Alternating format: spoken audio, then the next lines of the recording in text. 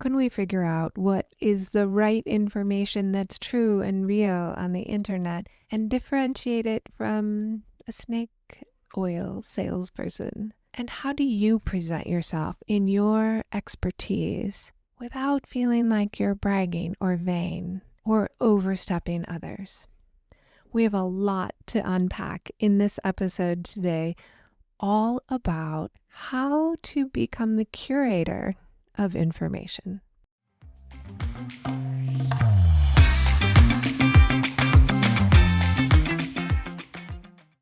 Welcome to The Modern Creative Woman. I'm Dr. Amy Backos, your hostess here, and we are talking all about the art and science of creativity. I'm an author, a professor, a researcher, and I have 30 years of experience as an art therapist and a psychologist. The field of creativity science and art therapy is rich and abundant, and there is a preponderance of evidence about how you can use art to make your life the way you want it, to visualize, to explore problems, solve problems, and create an inner and outer experience that you've been craving. Let's get into this. Let's get this started. Have you ever struggled with talking about yourself and feeling uncomfortable that you might sound vain or ego-driven when you tell people about what you do or how you do it? If so, you are not alone. This is a problem that many women face, and for a variety of reasons. Socially and politically, we've been told to not brag, not speak up, and behave in a humble way. I would like to counter that in a myriad of ways. There are ways that I definitely want to be humble. I want to be culturally humble, and I never want to assume that the way I was brought up and the way I live now is the right way. I also strive for scholarly humility. I recognize my scope of practice and expertise, and you don't hear me wandering into unrelated topics on the podcast. I'm sticking to the art and science of creativity. In my work, writing books or articles, I do research, where you search and you search again. You research, you go revisit what you just looked at. And the idea is to make sure that I have explored many options, many possibilities, many authors, and many concepts. I feel it's very important to me to be well-read in different cultures and belief systems so that I don't suddenly have an idea and think it's mine and tell you it's mine when in fact the idea has already been well-researched. Scholarly humility shows up all the time when you hear experts make a comment like, well, the research shows, or to the best of our knowledge, there is a preponderance of evidence. Something else could be possible, but it's unlikely. Those are all statements that come from scholarly humility. And I find that the more education we have as we grow older, ideally, we're getting more and more humble. We become aware of all of the things that we do not know about. We don't need to have an opinion on all of the things when we don't know about all of the things. We can educate ourselves, we can think something, but we understand that there are things we will simply never know. I would like to know more about world history, but I'm not going to get a degree in that. I will not become an expert in world history. Now, meanwhile, there are people without a degree in psychology or medicine or somatics or some other related field saying with great, powerful confidence that they can cure you of your anxiety and your past traumas. There are people who have taken workshops or got a certificate, which I think you get at the end of every workshop. You can have a certificate. They get a certificate in an art therapy class, and then they're claiming expertise that they are doing art therapy.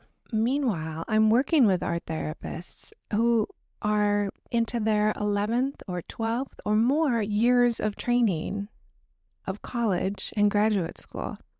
And these are people who studied art and psychology in school. They are trained artists. They are experts on the interaction of psychology and art.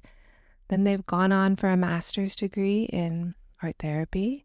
And then some go on to get a doctorate in art therapy. I completed 13 years of college plus 2 more years of supervision to be a psychologist and an art therapist. And still, I really desperately strive to be scholarly humble enough to understand that there are many ways that people can heal. Of course, art, sometimes talking, movement like dance, spirituality, writing. If someone's struggling with anxiety and it manifests as an eating disorder, then food has to become healing. And so relating with that experience of sitting down for a meal requires a whole bunch of different ways of healing. I sent out an email for my Modern Creative Woman class for the month of June, and I got an email from a subscriber who gave me some really interesting feedback. And I love hearing from people, and I love when people email me, and I always take the time to write a personal reply. And in their email, they said that I really should cite the book called Your Brain on Art, since that was the title of my class, that I needed to cite this book. So put a pin in that and let me work backwards a little bit. In the 1990s, I was first introduced to the brain scans of people and understanding what an MRI was and how people could observe brain functioning. So this research has been going on long before I was introduced to it in graduate school. I studied neuropsychology in my doctoral program. That I took lots of classes, including dissection of brains. I studied psychological testing, both personality testing and cognitive testing. And when I graduated, I was hired to teach those classes. I was chair of graduate art therapy psychology departments at universities for master's and doctoral students. I already have 3 books under my belt. I have lots of articles. I serve as a dissertation member or a dissertation chair for many students getting their doctorate. I serve as a peer reviewer on 2 professional journals. All of that to bring me to the conclusion that I hope you can also reach is that I know how to cite the research. I've worked on NIH-funded studies. I've conducted my own research, and I served as a researcher at the VA hospital. Here's what I'm not doing. I'm not teaching my membership from pop psychology books. This book, Your Brain on Art, is a very popular book. It sold a lot of copies. Here's another thing I'm not doing. I'm not rotting my brain or yours by presenting material that I find on ChatGPT. Rather, I use a global database of research, and I'm looking at original articles, and I review and present the findings, and they structure what I teach.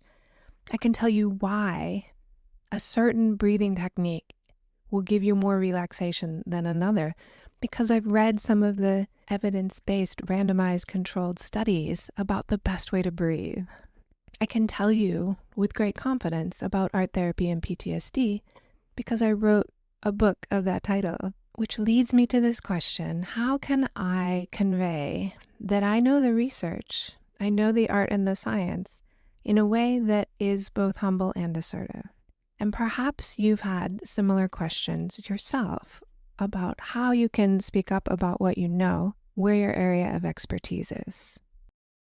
So, my dear listeners, you are an expert in whatever it is that you are an expert in.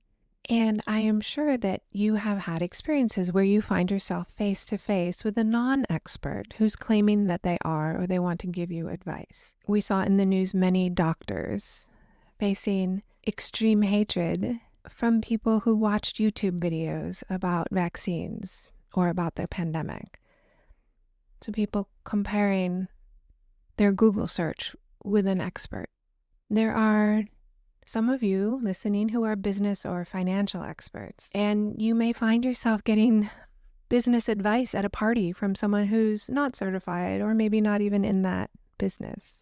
People have been confusing their Google search with your knowledge over and over again. Your knowledge, your degree, your license, your experience. Knitters are often told that their handmade object is too expensive by someone who does not know how to knit. They say, well, Target sells sweaters at a fraction of the price that you're charging. And Target does sell sweaters at about the cost of less than the yarn it takes to make a handmade sweater. You may be now subject to laws about biology and medical care from someone created by someone not of your gender. You may find yourself getting parenting advice from people who don't have children or whose kids are now adults and they've long since forgotten the struggles of the first 5 years of raising your child. This episode, I hope, does not come off as a critique of people who had an experience and then decided to create and sell a program on social media to teach others.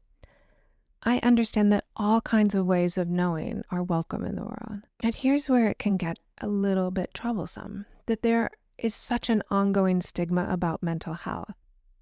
And so many people are looking for these low stigma solutions to their distress. They might drink at night to avoid feeling bad, develop further problems doing that. They might want to just read a book by a chiropractor who's talking about trauma, or take a class from their neighbor instead of seeking out evidence-based, tried and tested solutions to their problems. The shame that many people feel in lots of different cultures about going to see a therapist is huge. And so these quickly crafted classes available can be quite damaging.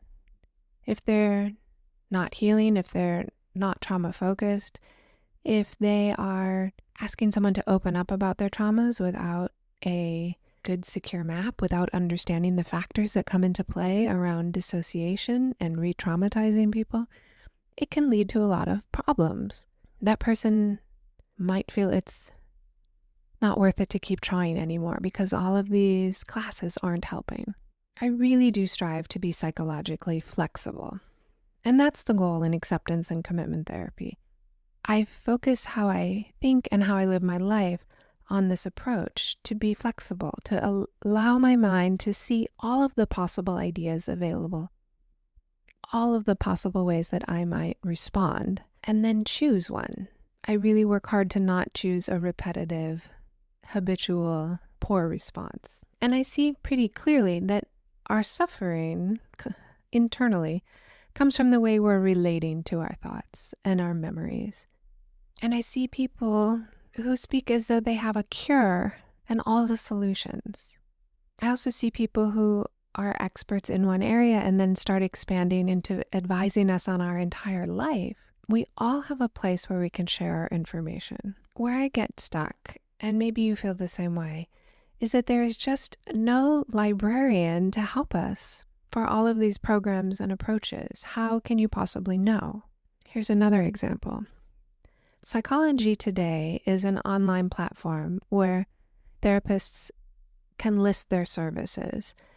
And what's cool about it is Psychology Today will do the research to confirm that you have your license, your mental health license. You can't post there if you don't have a mental health license, like a marriage and family therapist, a psychologist, social worker.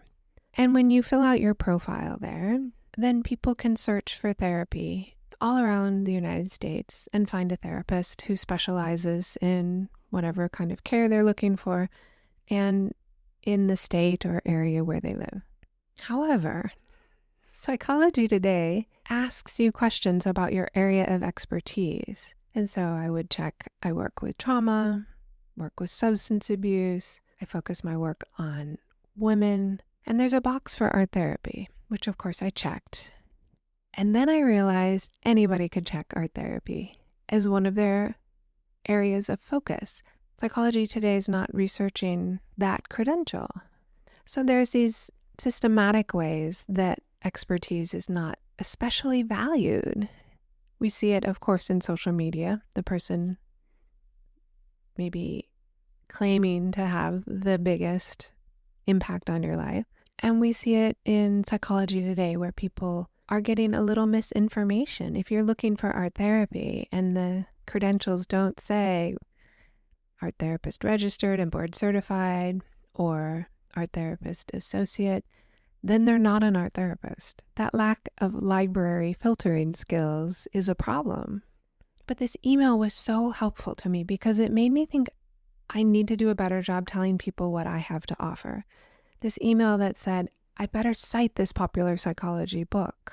So I started looking at the book, and it's not new information. It's kind of branching into a variation of neuroaesthetics.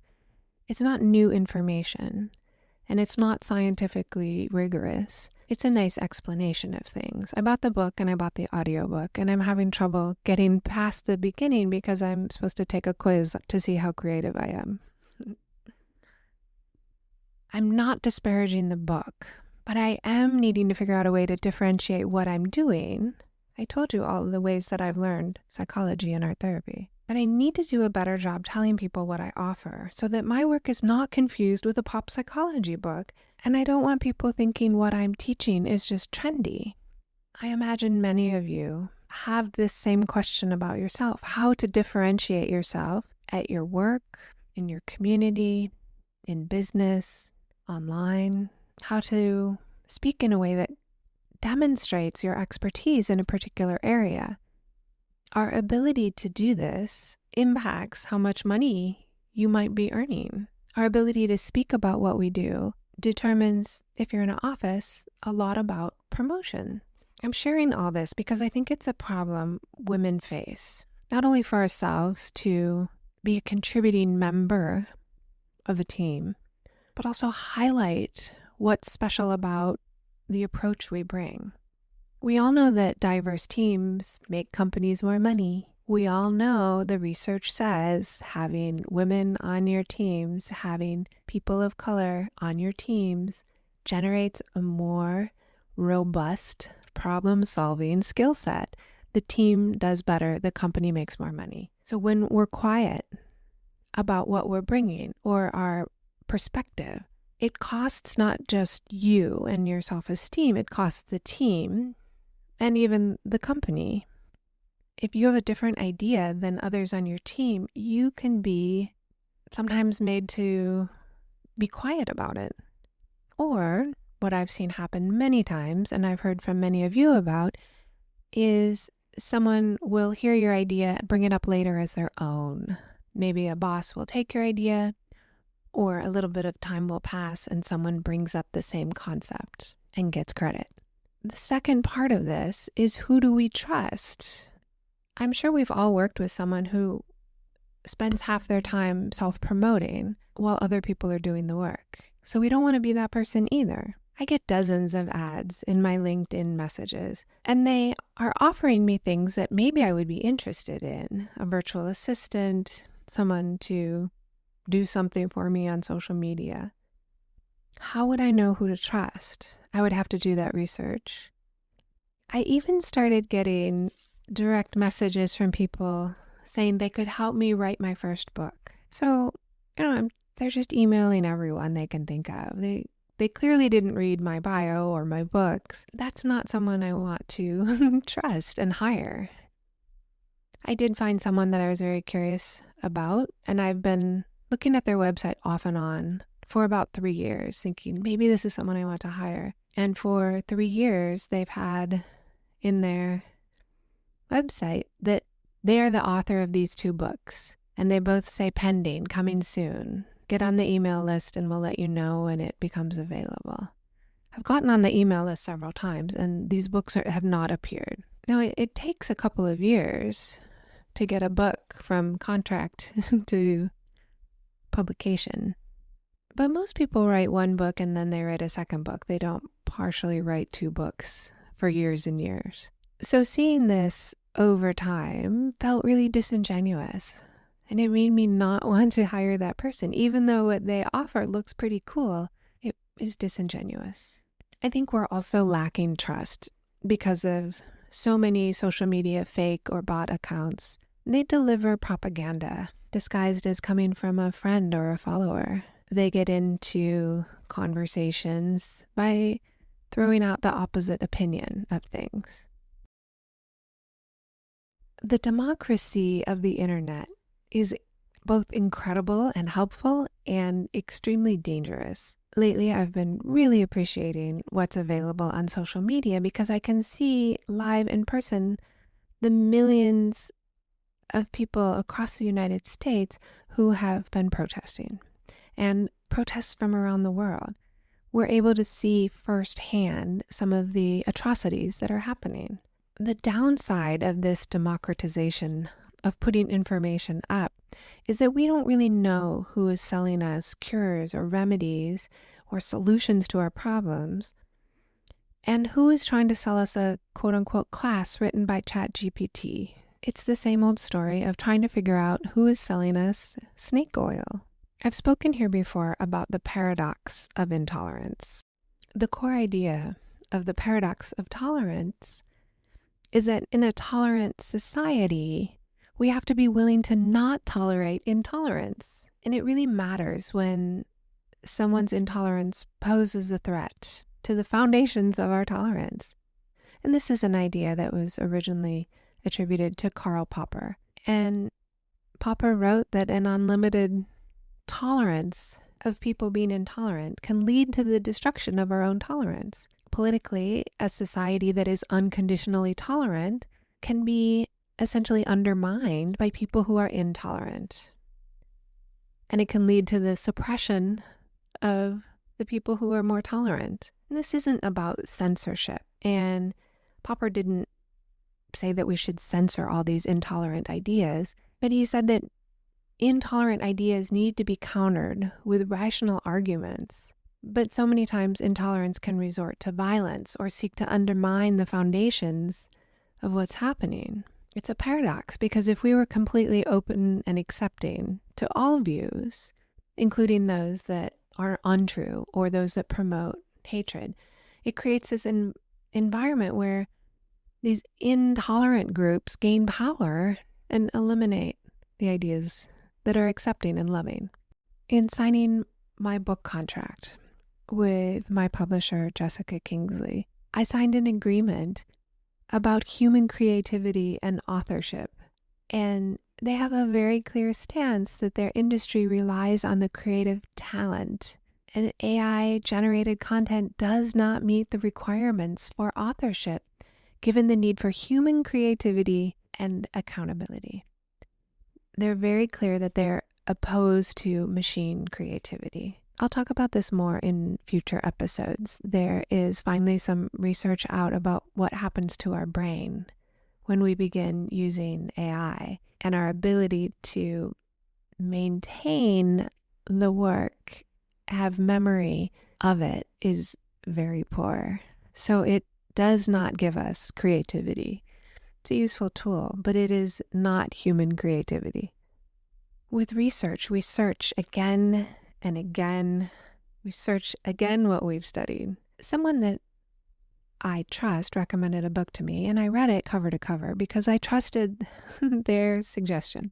And the book was so awkward and superficial, and I felt like it was a bit robotic. There was so little poetic nuance or phraseology in this book, which was about creativity. And there was almost no reference from the author. There was so little personal direction in the book. So I looked it up, and the publisher is actually a team of people who will make a book out of your ideas. That felt really frustrating to me. When I think about the songs we love the best, they're written by usually the band or a person or the person and their writing partner. There's a singular vision. The movies that we love are often written by one. They're made from a book perhaps, or they're written and directed by one person. They have a singular vision that points us in the direction of a story of beauty. There are also teams of professional writers, and they will write pop songs. As a team, the committee writes a song, and they'll even give the exact beat that makes people want to continue listening to it. There are movies written by committee, these big blockbuster movies that have a formula. They keep us coming back over and over. They are like junk food. We listen, we watch, but we are not satisfied. We are not moved. My goal is really to give you nourishing information and not give you junk food. I'm giving you my singular vision, but the foundation of my vision is 30 years as a therapist, as a psychologist, an art therapist. I have the credentials and the registration. I was reading a book recently that said, well, it's really better to seek help from someone who just went through an experience or a problem, because doctors don't really keep up on things and they don't really know. They don't have that personal experience. This felt like rationalizing a lack of experience. First, it assumes that doctors did not go through something that they're talking about. We're human beings. And it also forgets that to keep our license, we have to update our knowledge constantly. Let's go back to the paradox of tolerance, and let's go back to the idea that we need to speak up when these kinds of things happen. And I have a few ideas. I would really love to hear from you. You can message me in the show notes. There's a button you can click. You can hit reply to my emails if you're on the email list. I really do want to hear a little bit more from all of you about your experiences. There are times when we may not want to speak up. We're at a family party and maybe we don't want to rock the boat. We just say, oh yeah, okay, while we're getting advice about something from a non-expert. That's an option. And I would never judge anyone who's unable or unwilling or uninterested in speaking up. I get how families go. But there are ways that we can speak up. I have a great example from my college roommate. After college, when Kathleen was pregnant, she was still going to the gym every day. She's a very healthy woman. It's one of her priorities. And she was on one of the machines, and someone came over and said, should you be running while you're pregnant? And he talked to her for several minutes about how she should not be running while she was pregnant. And her response was, oh, are you a doctor? My doctor said it was okay, but I would love to have a second opinion from you. I thought that was a brilliant way to interrupt someone who, he admitted he's not a doctor. He just thought that it would be bad for her to do what she was doing. And he felt the need to come over and give her his advice. So I have a few ideas. We can compliment someone's enthusiasm, right? There's ways that we can engage with someone. Say, oh, thank you for noticing I am having a baby. Yes, that's true. But then we can redirect people to the facts. In a business meeting, when someone takes over your idea, we can redirect. We can help each other out. I was at an incredible meeting where a woman shared a possible solution and we were brainstorming. And then a man said the same thing. And people said, oh yeah, that's a good idea. And another woman spoke up and said, hey, that was her idea first. She just said that 2 minutes ago. Speaking up and looking out for one another is incredible. We can advocate for one another. If you are at work and someone speaks up for you, they're an ally or an advocate for you in your work. You can do that for other people. You don't have to have some kind of formal agreement. You can compliment someone's ideas, either in a meeting where they're present or when they're not present. It doesn't take away from your expertise to acknowledge the contributions of others. I've interviewed on this podcast Mary Bridget. She had a huge influence on my work, and her fingerprint is all over what I do. I want to give her credit for that. You can go back and listen to that interview. You can listen to an interview with my psychologist, and Dr. Amy Cogé came on the podcast to talk about happiness. And my hope was that we destigmatized a little bit around mental health. You got to hear me have a chat with my therapist. It's not so scary. Having humility when it's necessary is important. We don't know everything. Being curious, asking questions, and getting clear on what's happening before we make any kind of assumptions or start brainstorming for solutions is a great way to not only demonstrate the expertise of your team and yourself, it's a way to avoid pitfalls. If you're struggling with speaking up for yourself, there are things you can do about it. You can read some books about it. You can practice telling people about your work. You can ask a friend to listen to your elevator pitch. You can make a video recording of yourself talking about what you do and really practice. You might need a coach to help you with speaking. You might need a therapist to help you work on those emotions that come up when it's time to advocate for yourself. There are solutions to this. Let me tell you what I'm doing. In an effort to make sure that I'm clear about what I'm offering and not just presenting a pop psychology book, I recorded this podcast because if I'm experiencing this, I can imagine many, many other women are. A lifetime of a career having examples of not speaking up, of feeling insecure about it. I really wanted to do something. So I'm here sharing this idea, really hoping you will message me about your experience. And I'm going to do some video journaling about it. I already did pages and pages in my journal. I want to do a little video recording of myself, not to share, but as a cathartic experience. And I saw this idea from the show Frankie and Grace, where Lily Tomlin sets up her phone and makes a little recording of herself talking through a problem when she's upset. And I thought that was genius. You have the pleasure of seeing yourself go through the process. You can look at it later and really listen to your ideas. So I'm going to do that. Maybe you will join me in these activities.